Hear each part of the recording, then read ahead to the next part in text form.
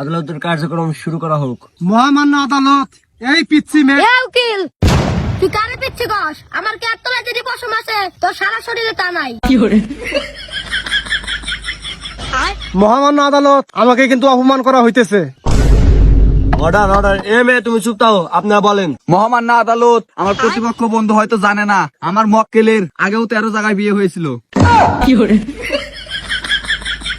মহামান্য আদালত, আমার এই মক্কেলকে এই ছেলেটা ফুসলিয়ে ফাসলিয়ে বাসায় নিয়ে গিয়ে অবৈধ কাজ করেছে এবং এই ছেলেটার সন্তান আমার মক্কেলের পেটে। এটা একদম মিথ্যা কথা। ওই মেয়ের বগলে আজ পর্যন্ত আমি একদিনও যাই নাই, শুধু একদিন ফোনে কথা বলছিলাম। মহামান্য আদালত, আমার মক্কেল শুধু এই মেয়ের সাথে একদিন ফোনে কথা বলছে, তাহলে কিভাবে এই মেয়ে গর্ভবতী হলো? অবজেকশন ইওর অনার, আমার মক্কেল কখনো মিথ্যা কথা বলতে পারে না। আচ্ছা ঠিক আছে ইওর অনার, এই মেয়েকে আমি কিছু জিজ্ঞেস করার অনুমতি চাচ্ছি। অনুমতি দেওয়া হলো। আচ্ছা মিস নীলা খাতুন, আমার মক্কেল আপনার সাথে শুধু একদিন ফোনে কথা বলছে, তাহলে আমার মক্কেলের বাচ্চা আপনার পেটে কেমনে আসলো? আমার বাড়ির পাশের রাস্তা দিয়ে অতি বাজার করতে গেছিল, ঠিক ওই সময় ওর শরীরে একটা বাতাস এসে আমার পেটে বাচ্চা হয়ে যায়।